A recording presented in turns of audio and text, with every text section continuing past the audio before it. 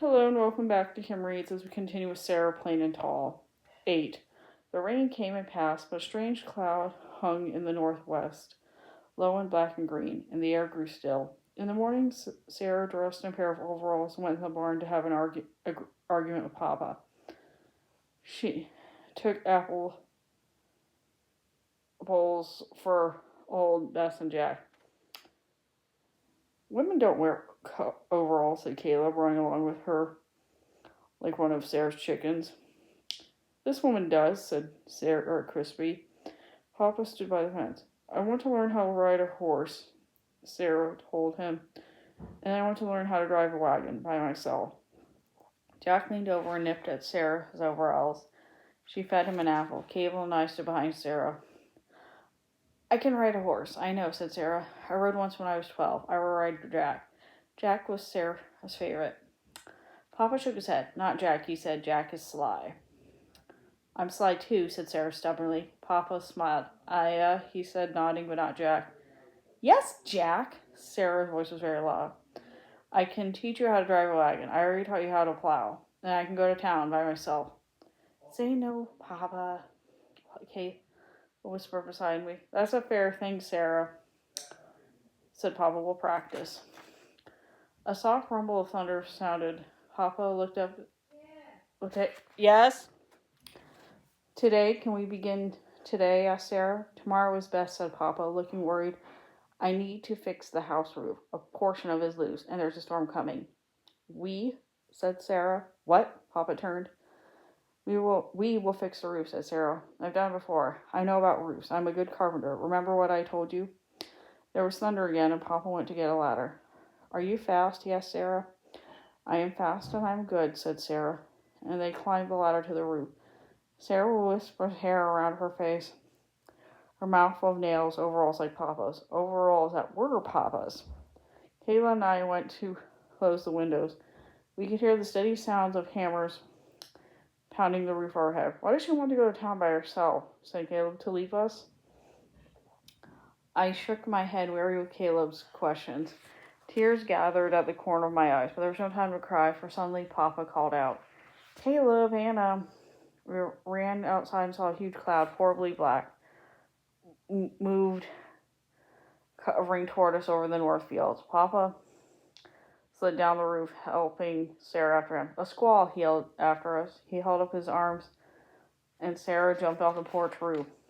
Get the horses inside, he ordered Caleb. Get the sheep, Anna, and the cows. The barn is safest. The grass is flat. There were hisses of wind, a sudden pungent smell. Our faces looked yellow in the strange light. Caleb and I jumped over the fence and found the animals held by the barn. I counted the sheep to make sure they were all there and heard them into a huge stall. A few raindrops came, gentle at first and stronger and louder, so that Caleb and I covered our ears and stared at each other without speaking. Caleb looked frightened, and I tried to smile at him. Sarah carried a sack in the barn, her hair wet, streaming down her neck. Papa came behind, Lottie and Nick behind them, their ears flat against their heads. Wait, cried Sarah, my chickens. No, Sarah, Papa called after her. But Sarah had already run the barn into a sheet of rain. My father followed her. The sheep nosed open their stall door and milled around the barn, bleeding. Nick crept under my arm in a lamb. Maddie, with a black face, stood beside me trembling. There was a soft ball on my lap, and a gray-bodied seal.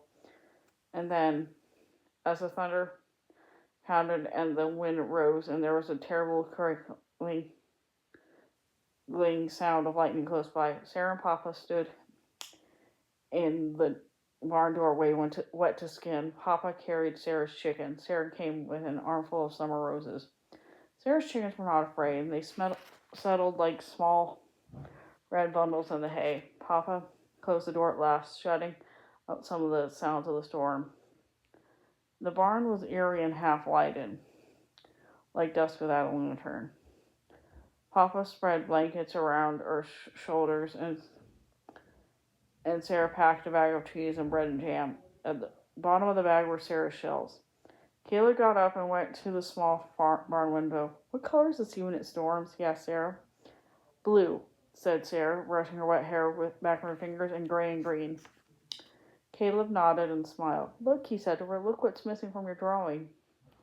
Sarah went to stand between Caleb and Papa by the window. She looked for a long time without speaking. Finally, she touched Papa's shoulder. We have squalls in Maine too, she said, just like this. It will be all right, Jacob. Papa said nothing, but when he put his arm around her and leaned over to rest his chin on her hair, I closed my eyes, suddenly remembering Mom and Papa standing that way. Mama smaller than Sarah, her face fair against Papa's shoulder. When I opened my eyes again, it was Sarah standing there. Caleb looked at me and smiled until he could smile no more. We slept in the hay all night, waking when the wind was wild, sleeping again when it was quiet. And at dawn there was a sudden sound of hail, like stones tossed across the barn.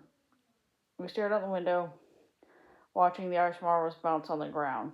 And when it was over, we opened the barn door and we walked out in the early morning light. The hall crunched and melted beneath our feet. It was white and gleaming, for as far as we looked, like sun on glass, like the sea. And that's the end of that chapter. See you later.